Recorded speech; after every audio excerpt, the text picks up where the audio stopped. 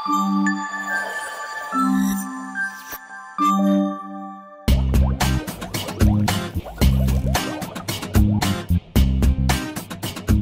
1,50,000 పంపారు కదా, వాళ్ళ ఫోన్ నెంబర్ ఇస్తారేటి? ఎందుకు? ఈ ఎంక్వైరీలో ఇంకొన్ని డీటెయిల్స్ యాడ్ చేద్దామని. సరే, ఒక్కసారి ఎంక్వైరీ అయిపోయిన తర్వాత కాల్ డిస్కనెక్ట్ అయిపోద్ది, సిమ్ డస్ట్బిన్ లోకి వెళ్ళిపోద్ది. టీగా చేసుకున్నాక సిక్కలో ఉన్న టీపుడు కొట్టుడికి ఇచ్చి డబ్బులు ఇమ్మంటే ఇస్తాడా? కాట ఇచ్చి కొడతాడు. వీళ్ళ దగ్గర కాటాలు ఉండవు, తోటాలు ఉంటాయి. హెలికాప్టర్ డ్రైవర్లు చెవులకెట్టండి చెప్పలెట్టారు. చలి కదా, చెవుల్లోకి వచ్చేద్దని. భోజనంలోకి ఏం తింటారో చెప్పండి, ఇల్లు అట్టుకొచ్చేస్తాను. నువ్వేం అట్టుకురావక్కలేదు, నేనే అట్టుకొచ్చా. ఏంటది? పులస పులస పులుసు. పులసా? కరెక్ట్ టైంకి వచ్చావు. మన చెల్లి సంబంధం గురించి మా ఆయనకి పంపిన లక్షణాలు నాకు ఇచ్చి. నీళ్ళు నాలుతున్నాడేంటి? మొన్న నువ్వు ఫోన్ చేయకముందు అల్లుడు ఫోన్ చేశాడే. నువ్వు డబ్బులు అడిగితే లేవని చెప్పమన్నాడే. డబ్బులు వదిలేసే, ఎక్స్ట్రా 30,000 దొబ్బేసే. ఎంక్వైరీ టీము అది మీ బావ స్కాము.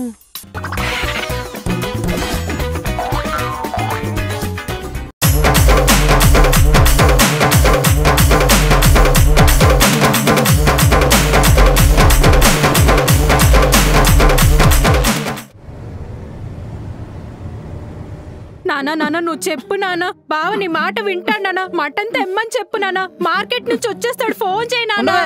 ఈ ఏజ్ లో జబ్బుడు పోతే అతుక్కోదు కూడా. మర్యాదగా మటన్ తెమ్మని చెప్పు, లేదంటే నీ బాడీలో ఒక్కొక్క పాటు కోసుకు తినేస్తా. నేనేమో కూరగాయలు పండిస్తాను, నా కడుపునేమో క్రూర మృగం పుట్టింది. కిలో మటన్ కోసం ఏంటి నాన్న క్లాసులు పీకుతున్నావు? తెత్తే నేను ఒక్కదాన్ని తినేస్తానా? నల్లి బొక్కలు లాంటి మెయిన్ పీసులన్నీ బాగా తినేస్తాడు, మెత్తటి ముక్కలన్నీ ముసలాడవన్నీ నీకు పెట్టేస్తారు, లివర్లు బ్రెయిన్లన్నీ అది తినేస్తుంది. ఇంకా నాకు మిగిలేదేంటి? తొక్కలు బొక్కలు తప్ప. అసలు క్రూర మృగాలు మీరు. మరి నువ్వేంటి హైడింగ్ లో ఉండే హైనావా? కురుడికాయలో తలక ఇదును. వరల్డ్ మొత్తం ఎతికినా దీనంత వైల్డ్ యానిమల్ ఎక్కడే ఉండదు మాయ గారు. Thank you. ఏదో రోజు నాడు దీన్ని యానిమల్ యాక్ట్ కింద అరెస్ట్ చేసి యావజ్జీవ కారాగార శిక్ష ఎత్తారు చూడండి. Thank you. నాన్ స్టాప్ గా నాన్ వెజ్ తింటున్నందుకు దీన్ని నరకంలో నల్ల కోళ్లతో పొడిపించి నల్ల మేకలతో తొక్కిస్తారు. Thank you.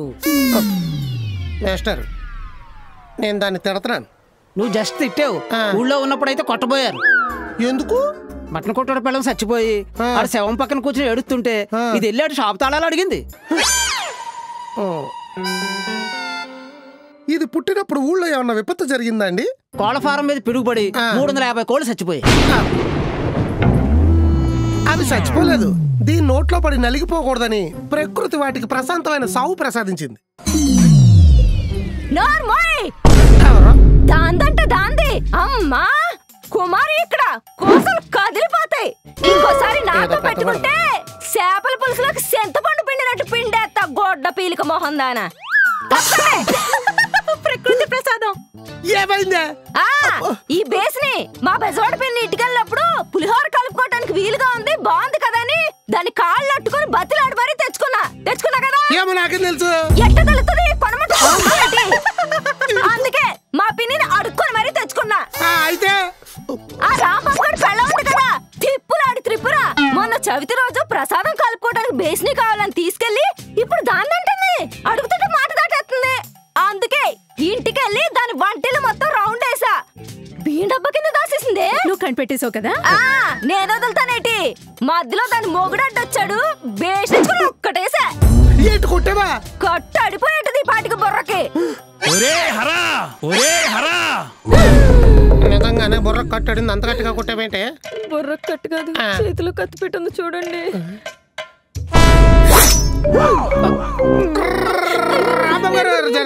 రాంబాబు చేతిలో కత్తి పెట్టే చెత్తంది. మా ఆవిడ మీ ఆవిడ నరికేమంది. నరికేమందట? మొగుళ్ళు కత్తి పెడుతూ కూరగాయలు కోసుకుని కానీ కూనీలు చేయకూడదండి. పోతేనే బెటర్. దీని అమ్మ జీవితం ఆఫీసులోని సొక్కలేదు, ఇంట్లోని సొక్కలేదు. ఈ బొక్కలో బేసిన కోసం నా బుర్రకు బొక్కేసారు. నువ్వు ఉండవే, సందర్భం లేకుండా సగిలేస్తావు. రాంబాబు గారు ఈ పెళ్ళాల గురించి మీకు తెలిసిందే కదండి. పళ్ళాల గురించి కొట్టుకుని పిసినారోళ్ళు వీళ్ళకి ఎంత బాధ వచ్చినా మర్చిపోతారు కానీ పక్కింట్లో ఇచ్చిన పళ్ళాలు తెపలాలు మాత్రం మర్చిపోరు. గిల్లు తగలయ్యా. ఆయన మీ ఆవిడ విషయంలో నేను ఎన్నిసార్లు మీకు హెల్ప్ చేయలేదు. అందుకనే కదా సార్ చేతిలో కత్తిపేట ఉన్న ఏటేయకుండా వదిలేసాను. నాకు తెలుసండి మీరు బాడీ లాంగ్వేజ్ లో బాలయ్య బాబు గారిని బుద్ధిలో బెమ్మానందం లాంటి వాళ్ళు. ఓసే ఎల్లి రాంబాబు గారికి వేడిగా కాఫీ పెట్టరా. కాఫీ పొడి అయిపోయింది. దీన్ని చంపేయండి. ఈ టైంలో వేడిగా టీ కన్నా చల్లగా ఐస్ ముక్క ఇస్తే బెటర్. బొర్రకు పెట్టుకోవచ్చు.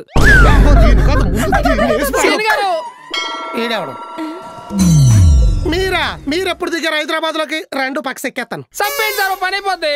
నా సొక్క ఇప్పించండి. సొక్కనా? సొక్క ఏంటి? మీ ఆవిడ దొంగతనంగా మా మేడకి ఆరేసి నా సొక్క అట్టుకుపోయింది. దొంగతనంగా పట్టుకుపోయి అన్నారంటే బేసి కొడతా. మీ ఆవిడే మా మేడ మీద ఆరేసిన మా ఆయన చొక్క పట్టుకుపోయింది. కాదు, అది నేనే కొన్నాను. మళ్ళీ అదే మాట. ఏమండి ఈ చొక్క మీద కదా? అవును. కాదు నాదే. కాదు మా అయింది. కాదు నేనే కొన్నాను. ఆగండి. ఈ సొక్క మీరు ఎక్కడ కొన్నారు? బూడియోలో. మరి అదే వరుసగా ఒకేలాంటి సొక్కలు ఉన్న చోట కొంటే ఇలాగే ఎడుతుంది. నా సొక్క నాకు వచ్చేసింది. నువ్వేంటే నా కోసం స్పెషల్ గా ఆర్డర్ పెట్టుకున్నాను. ఈ దిక్కుమల సొక్కయేనా? నేను వంట చేసుకుంటా. రాయే సొక్క పేరు చెప్పి 5,000 దుబ్బేసింది. ఇది పుట్టినప్పుడు ఏ విపత్తు జరగలేదా? జరిగింది. నా సొక్క నాకు ఏం జరిగింది? మా ఊరు చెరువు గండిపడి 150 మంది చచ్చారు. చూసారా రాంబాబు గారు, ఈ ప్రమాదాలు రెండింటినీ నా కొంపలో ఎట్టి ఏళ్ళూరు ప్రశాంతంగా బతుకుతుందన్నమాట. అసలు ప్రమాదం ఇంకోటి వస్తుంది. ఎవరో? మీ అత్తయ్య. ఎందుకు? నువ్వేమన్నా సరే నా ఆస్తి మొత్తం అల్లుడికే రాస్తాను. అల్లుడే వద్దన్నాడు, మళ్ళీ అతనికే రాస్తానంటారేంటండి?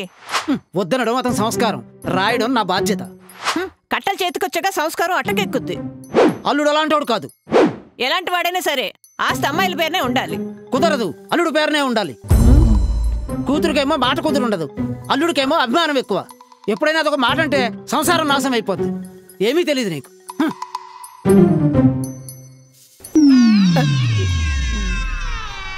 హనుమంతరావు గారు చూడడానికి గిన్నె కోడిలో ఉంటారు కానీ సిన్నులు ఎక్కువండి మీకు. ఉన్న తలకని పులుసు అలవన్నట్టు మళ్ళీ ఇదో తలకని పెట్టండి, ఆలుగా రాసేయండి. అది కాదల్లుడు, మా అన్న కొడుకేమో నా ఆస్తి కోసం కాసు కూర్చున్నాడు. నాకేమో వయసు అయిపోతుంది. ఎవరూ లేనప్పుడు ఈ ఊళ్ళో నీకు ఆస్తి ఎందుకు అని ఎగతాళి చేస్తున్నాడు. వాళ్ళ పేరునుంటే రేపు ఎప్పుడైనా ఇబ్బంది పెడతాడని. అత్తయ్య గారు ఒప్పుకోవట్లేదు కదండి. నువ్వే ఏదో ఒకటి చెప్తావని. పంట చేతికొచ్చిందని వంకెట్టుకుని పొలస వంట అట్టుకుని వచ్చారు కదా. సీని గారు ఏంటండి? బేసిన్ పట్టుకెళ్తే కానీ మావిడ భోజనం పెట్టదండి. తీసుకెళ్ళండి, ఇంకో బొక్కడితే కానీ మీకు బుద్ధి రాదు. పర్లేదండి. ద్వాపర యుగం తర్వాత కలియుగం కదా నడవాలి. ఈ పెళ్ళాల యుగం నడుతుంది మాది గారు. అందుకే అలాంటి మార్చడానికైనా నీలాంటి వాడు అవతారాలు ఎత్తారు. మీరు ఎంకరేజ్ చేశారని నేను ఎక్స్ట్రాలు చేస్తే అవతారాలు ఎత్తడం కాదు, నన్ను ఎత్తేస్తారు శ్మశానంలోకి. పాత యుగాల్లో పెళ్ళాల మొగుళ్ళు దేవుళ్ళో చూసేవారు, ఇప్పుడు దేకించేస్తున్నారు. మీ వల్ల అవ్వట్లేదని కాలేజీలో డ్రామాలు వేసిన ఎక్స్పీరియన్స్ అంతా నా మీద వాడకండి. అలా అంటే నేను కష్టపడి కూడబెట్టిన ఆస్తి అంతా ఆలపాలు ఇలపాలు అయిపోద్దలుడు. మావయ్య గారు, మీకు ఎప్పుడైనా అనిపిస్తుందా మీరు కన్న కూతుళ్ళకి మీరు సంపాదించిన ఆస్తులకి కాపలాగా ఒకరిని కొనుక్కుని పెట్టుకున్నానని? అదేంటి అల్లుడు అలా అంటావు? అల్లుడైనా కొడుకైనా నువ్వే కదా. ఊరుకోండి. ఏమన్నా అంటే పాత సినిమాలో మిషన్ కుట్టి మదర్లా కొడతారు, తొక్కలో సింటిపెండి డైలాగులు మీరును. అత్తయ్య గారు రానివ్వండి, చూద్దాం. ఇలా ఫ్యామిలీ చేతిలో సావడానికి పుట్టినట్టున్నాను నేను. అల్లుడు కోపం వచ్చి నటిద్దాం అనుకుంటాడు గాని కుదరదు పాపం. అల్లుడి మీద చాలా అభిమానం ఉంది పాపం. నువ్వు వచ్చేవేటి? మరి రారేటి? ఎందుకు వచ్చావే? ఇక్కడైనా ప్రశాంతంగా ఉండేవా? నన్ను పెళ్ళ ఇంట్లో లేకపోతే ఎక్కడలేని ప్రశాంతత వచ్చేస్తుంది. ఇప్పుడు వచ్చావు కదా, పోతాదిలే. అమ్మా ఏంటే నాన్న ముందు నువ్వు తర్వాత ఇద్దరు కలిసి రావచ్చుగా. రైల్లో సోట్లేదులే. ఈయనే కదా డ్రైవరు. మళ్ళీ గొడవ పడ్డారా? దాన్నే అడుగు. ఏమైంది?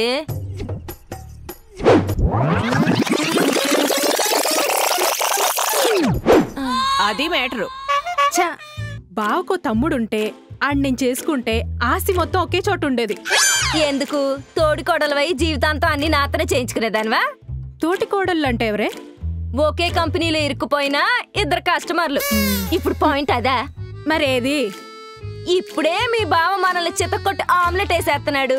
ఆస్తి చేతికెళ్ళిందంటే ఉల్లిపాయ వేసి ఉక్కిరి చేసేస్తాడు.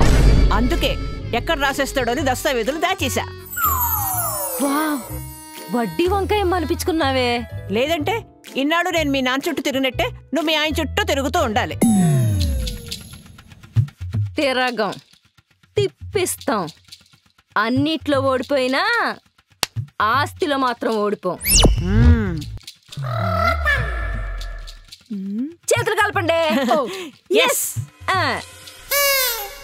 అది అత్త దస్తావేజులు రాసేసింది, అక్క ఆస్తి దక్కనివ్వడానికి శపథం చేసింది, చెల్లి చేయగలిపింది. డాకు బెచ్చ మీద దండయాత్ర చేయమని మీరు నాకు దండాలు ఎడుతున్నారు. నువ్వు గ్లాడియేటర్ వాళ్ళుడు, ఎంతమంది వచ్చినా ఒంటరిగా పోరాడేస్తావు. ఏడిగా ఉన్న రేడియేటర్ మీద కూర్చోబెట్టేస్తాను. అంతేలే అల్లుడు, నీ డబ్బులు కొట్టేస్తే ప్లాన్ చేసి వసూలు చేసుకున్నావు. నా ఆస్తి పోతుందంటే పట్టించుకోనంటున్నావు. సెంటిమెంట్ ఒకటి మళ్ళీ అల్లుడై నా కొడుకువైనా నువ్వే అనుకున్నాను చూడు. మాట్లాడితే మొదలెట్టేస్తారు. రాను ఏదో చేద్దాంలేండి.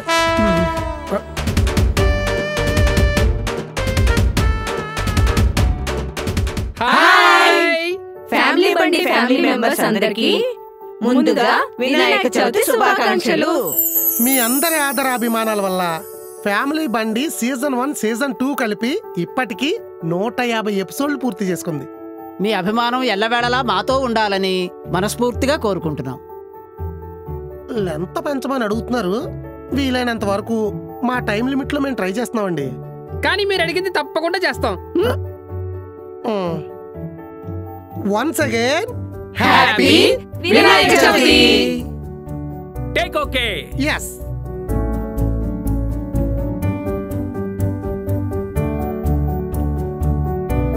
నీ ఏజ్ ఎంతరా? 23. You know, I don't know. నా ఏజ్ ఎంతో తెలుసా? ఆయన ప్రేమకి ఏజ్తో సంబంధం అని చెప్పు. Are you serious about me? Yeah, నా ప్రేమని చేపల పరిస్థితి భూమి సరిపోదు. Are you sure? 101%. ట్రూ లవ్వా? Of course. ఒక సీతారామం, ఒక లవ్ టుడే, ఒక రాధేశ్యామ్ లాగా చాలా ట్రూగా లవ్ చేశా. అవునా?